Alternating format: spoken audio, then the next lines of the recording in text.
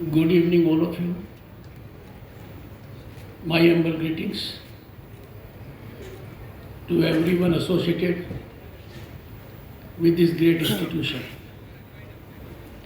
Dr. Shashi Tharoor, Honorable Member of Parliament, Sri A. N. Radhakrishnan, Professor K. V. Thomas, Sri P. K. Das, Swami Gyan Tapasvi, General Secretary, Santhigiri Ashram, Swami Chaitanya Gyan Tapasvi, President, Santhigiri Ashram, Sri Gokulam Gopalan, President of All India Malayali Association. Good. Let me indicate and unfold my heart. Ever since I landed here, I cannot describe in words the kind of feeling I had.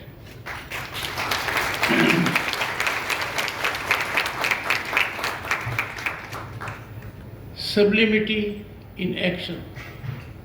Every moment I have spent so far here is etched in my memory forever.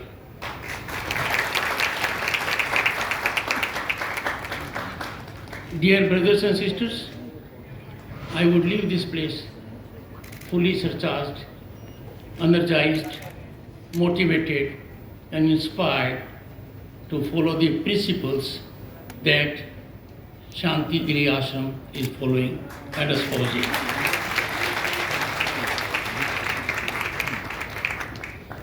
I take it as a personal accomplishment and a matter of great honor that I am associated with Santhigiri Ashram on this momentous occasion. The journey of 25 years, it has traversed so much, with so much impact, with so much appreciation, changing lives of the people for the better. On this occasion of dedication of the Silver Jubilee Center of Kerala-based Santhigiri Ashram in New Delhi, I congratulate everyone associated with the organization. My warm wishes on this auspicious occasion to every person associated with various centers nationally and globally of Santhigiri Ashram. I have gathered it has been a remarkable journey. 25 years is not a long time to make that kind of impact. But what I have gathered, what I have come to know, and what I have seen for myself, you are catalyzing a big social change, hand-holding those who need your assistance, giving succor to those who need it for sure.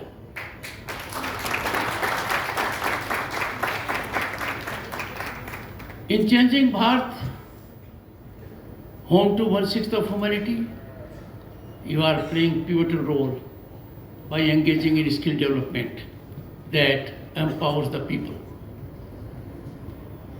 Brothers and sisters, it is from such kind of centers. You are an epicenter, you are nerve center of wholesome change. What we need in this country today is a mindset that reflects our civilizational ethos. Rather than empower the pocket of a person, it is required we empower their mind, we empower their faculties, and that you are doing imminently in a better fashion by empowering human resource through skill development.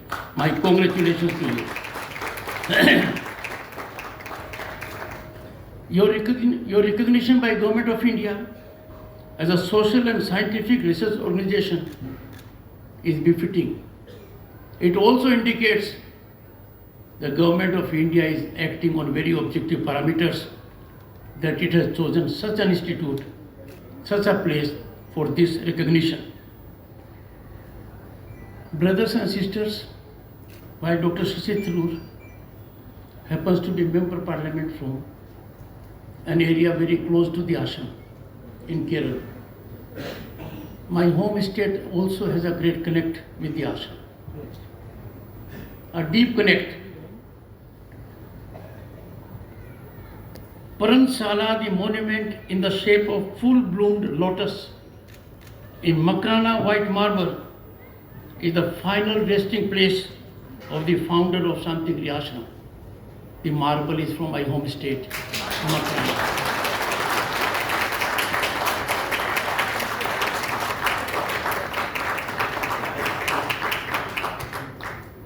It is divine coincidence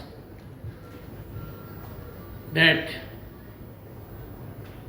lotus in marble from Makrana also came to be reflected globally during G20.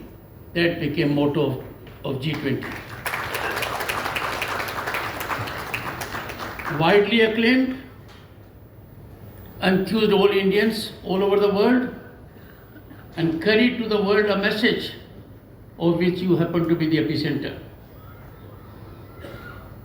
Nothing is more important in life than to preserve our culture and contribute to the health of the people. If we go to our Upanishads, one of the Upanishads has plethora of information about health. And no country in the world can boast of culture that we have. Our civilizational ethos of thousands of years are unparalleled for all to be seen. What is required that we all believe in them. This is a historic time for Bharat. The world is changing very fast. Rise of Bharat is unstoppable. The rise is incremental. The rise has been acclaimed by global institutions. If IMF today says our Bharat is a rising economy amongst large economies, if it says India is a favorite destination of investment and opportunity, it is on account of the actions which you people have taken. You have contributed spinally to the mood of the nation by arriving at such a situation. It is like endeavors of your kind. It is like contribution of the people at large that in a decade we have traversed from fragile 5 to big 5. In 2022, we had the great distinction of becoming 5th largest global economy, overtaking UK and France. Matter of time, by 2030, we would have overtaken Japan and Germany to the 3rd largest economy. All this because of one aspect. There is emergence of an ecosystem that allows every person in the country to unleash his or her energy to fully exploit talent and potential to realize dreams and aspirations. It is gratifying to note that you are massively contributing by skill development to help people realize those dreams and aspirations. To help a person who might have lost hope is a divine activity. You are engaged in this divinity. Brothers and sisters, no culture in the world can take pride in that kind of sublimity of civilizational growth that we in Bharat can take. Our spine is our culture, Vasudev Kutumbakam. The word, the expression defines our philosophy over the ages, and we treat the world as one family. In this perspective, very rightly, the theme of India G20 presidency reflected one earth, one family, one future. This was highly impactful and appreciated by one and all. We are a country that don't just preach, we preach after practicing. And that happened when we faced pandemic COVID. Your ashram was engaged 24/7 in hand-holding people who needed assistance. But at a global level, our Bharat assisted with co-vaccine Maitri about 100 countries, and to many of them, vaccines were given as our contribution to their health. When we are 1/6 of humanity, it is our obligation that we keep this planet in a healthy state, a state which we can pass on to future generations. We are trustees, but there are concerns and we overlook.